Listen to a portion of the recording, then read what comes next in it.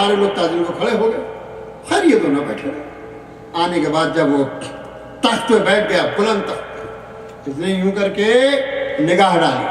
حضور کرسچن ضرور تھا مگر جوہری تھا, جوہری تھا. سارے مجمع سے نگاہ گھومتے گھومتے وہیں رک گئی جہاں آل محمد کے ہیرے موجود تھے. کہا آپ ہم میں سے ہیں یا امت مرحومہ میں سے؟ کہا امت مرحومہ سے. کہا عالم ہے یا جاہل ہے؟ امام نے فرمایا ہم جاہل نہیں ہیں. توجہ چاہوں گا, یہ نہیں کہا کہ ہم عالم ہیں, یہ کہا کہ ہم جاہل نہیں ہیں. حضور توجہ کی بات ہے, کہا ہم جاہل نہیں ہیں. کہ اچھا میں آپ سے سوالات کر سکتا ہوں کچھ؟ کہاں.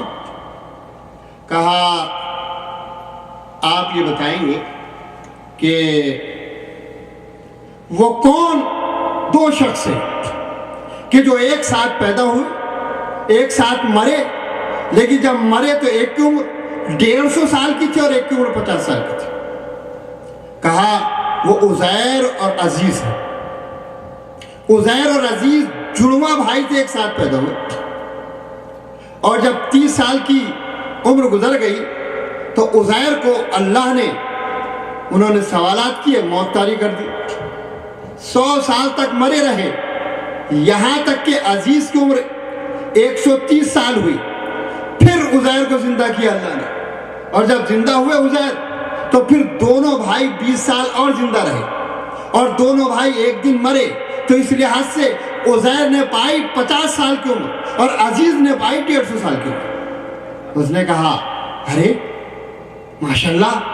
اس کے بعد کہتا ہے کہ آپ یہ بتائیے کہ وہ کون سا وقت ہے جو نہ دن میں شامل ہوتا ہے نہ رات میں شامل ہوتا ہے؟ تو امام علیہ السلام نے مسکرا کے کہا وہ صبح صادق سے لے کر اور طلوع آفتاب سے پہلے کا وقت ہے.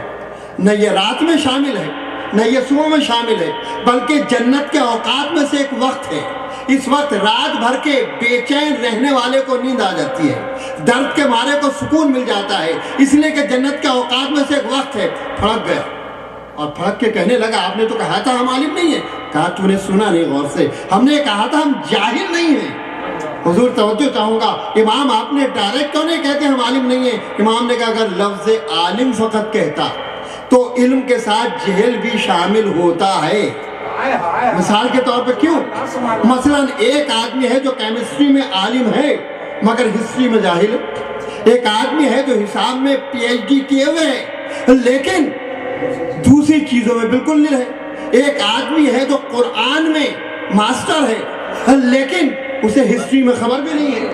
ایک آدمی ہے جو کہ تفسیر قرآن کو جانتا ہے مگر کیمسٹری خبر بھی نہیں ہے. تو ایک اعتبار سے عالم ہے, ایک اعتبار سے جاہل ہے. امام نے کہا ہم نے اس لیے کہا کہ ہم جاہل نہیں ہیں کہ کوئی دنیا کی چیز ایسی نہیں ہے کہ جس سے ہم باخبر نہ ہوں. سلام علی محمد.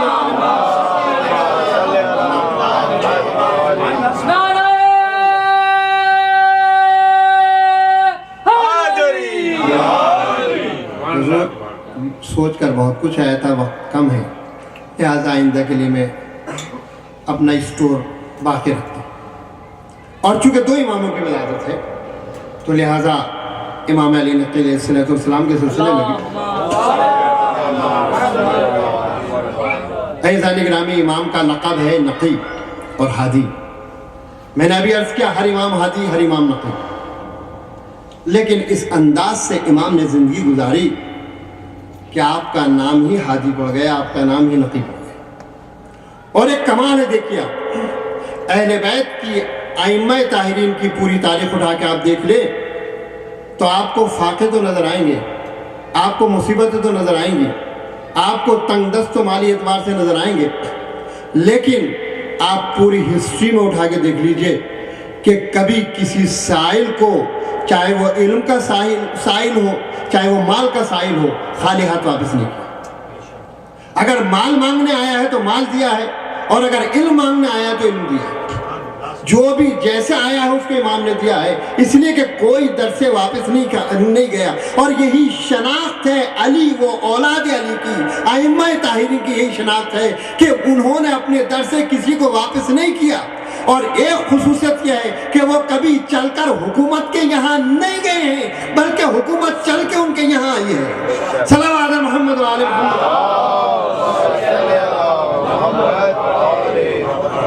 اور آپ دیکھیں اطمینان اتنا رہتا ہے اور چاہنے والوں کو جب بھی دیکھا کہ پریشان حال ہوئے تو ائمہ نے مدد کی ہے. چنانچہ ایک شخص ہمارے 10ویں امام کی خدمت میں روتا ہوا آیا, فریاد کرتا ہوا آیا اور کہنے لگا, فرزند رسول, آپ کی محبت کی بنا پر میرا لڑکا جیل میں بھیج دیا گیا ہے اور کل اس کو باندھ کے پہاڑ سے پھینک دیا جائے گا اور پہاڑ کے دامن میں قبر بنا دی جائے گی. یہ آپ کی محبت کی بنا پر ایسا ہوا ہے. امام نے کہا تو کیا چاہتا ہے؟ کہا فرزند رسول, جو ایک ماں باپ کی تمنا ہوتی وہ وہی چاہتا ہے. کہا جا, تیرا لڑکا تیرے گھر آ جائے گا, تو آرام سے بیٹھ. کہا کیسے؟ کہا بس ہم نے کہہ دیا تیرا لڑکا تیرے گھر پہ آئے گا, ہم نے کہہ دیا جا. اب کیا دیکھا, اگلے ہی دن ہوا تھا, صبح کا وقت نماز پڑھ کے بیٹھا تھا. حضور وعدہ کسی اور کا نہیں تھا, یہ علی کا وعدہ تھا, اور علی کا وعدہ کبھی جھوٹا نہیں ہوتا. جیسے ہی نماز پڑھ کے بیٹھا, سوچ رہا تھا کب آئے گا, دروازہ کھٹکھٹایا. کون؟ کہا آپ کا بیٹا. کہیں تم کیسے آ گئے؟ کہا مجھے پوچھتے ہو کیسے آ گئے؟ ہاں حضور توجہ شرط ہے. لوگ کہتے ہیں زیارت سے کیا فائدہ ہے, لوگ کہتے ہیں دعاؤں سے کیا فائدہ ہے, لوگ کہتے ہیں مزاروں پہ جانے سے کیا فائدہ ہے, روضہ معصومین پہ جانے سے کیا فائدہ, سنیں کیا فائدہ ہے. کہا کہ جس وقت مجھے ہاتھ پیر باندھ کے لے جایا گیا, مجھے پہاڑ کی چوٹی پہ لے جائے گا, بس پھینکنے میں چند ہی لمحے باقی تھے اور میں بس رو رہا تھا کہ بس اب موت. لیکن دعا یہ تھی کہ عقیدہ میرا باقی رہے, بس یہ میں دعا کر رہا تھا کہ میرا عقیدہ باقی رہے. مجھے موت کی فکر نہیں تھی, عقیدے کی فکر تھی.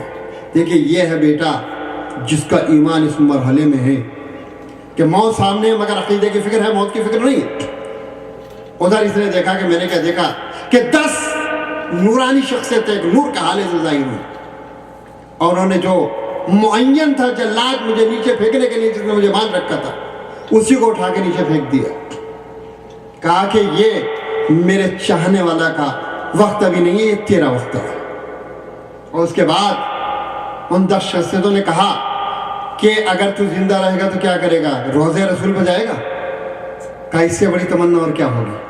کہا جا, تو نے روضہ رسول کی تمنا کی ہے تو جا, تجھے ہم نے نجات کھولا. انہوں نے لیا ہمیں اور گھر تک پہنچا کے گئے. حضور توجہ شرط ہے, اہل بیت کسی کو ساتھ لیتے ہیں تو ادھورا نہیں چھوڑتے ہیں بلکہ انگلی پکڑ کے لاتے بھی ہیں, پہنچاتے بھی ہیں. کہا تو آ گیا؟ کہا آ تو گیا ہوں لیکن وہ میرا انتظار کر رہے ہیں, چونکہ انہوں نے کہا ہے کہ اب تو نے نظر کی ہے ہمارے ساتھ روضہ رسول کی زیارت کی, تو چونکہ ہم نے نظر کرائی ہے تو ہماری ذمہ داری ہے کہ ہم تیری نظر کو پورا بھی کرائیں. تو حضور توجہ شرط ہے. تو کہا وہ مجھے لینے کے لیے آئے تاکہ میں روضہ رسول پر زیارت کے لیے جاؤں, اور یہ کہہ رہا تھا امام علیہ السلام سے اس طریقے سے, اور امام مسکرا رہے تھے. امام نے کہا کیا, امام سے کہنے لگا کیا معاملہ ہے. کہا وہی جو ہم چاہتے تھے وہی ہوا. صلوات محمد. تو جب کسی سے وعدہ کرتے ہیں, اور دیکھیے آپ جب شان امامت دکھانا ہوتی ہے تو کس انداز سے شان امامت دکھاتے ہیں, اپنی ذات کے لیے کبھی نہیں, لیکن جب شان امامت, جب عظمت خدا, جب حجت خدا نے اپنی عظمت دکھانا چاہے تو کیسے دکھاتے ہیں. وہ انداز یہ ہے کہ امام کو لے جایا گیا ہے, متوکل نے بلایا ہے, راستے میں ایک صحرا پڑتا ہے. جیسے ہی مدینے سے نکلے تو لوگوں نے کہا مولا چند منزلیں طے ہو چکی ہیں, گرمی ہے, ہم یہاں قیام کریں. مولا نے کہا نہیں, یہاں قیام کی ضرورت نہیں, آگے چلو. کہا مولا یہاں پانی وغیرہ ہے. کہا نہیں, آگے چلو. کہا جب چند گھنٹے چل چکے اور بھوک و پیاس کے مارے ان کا برا عالم, شدید گرمی, شدت کی گرمی, صحرا, نقودت. کہا مولا کو دیکھا غور سے. مولا نے غور سے دیکھا. کہا پیاس لگی ہے, بھوک لگی ہے, تھک گئے ہو. کہاں فرزند رسول.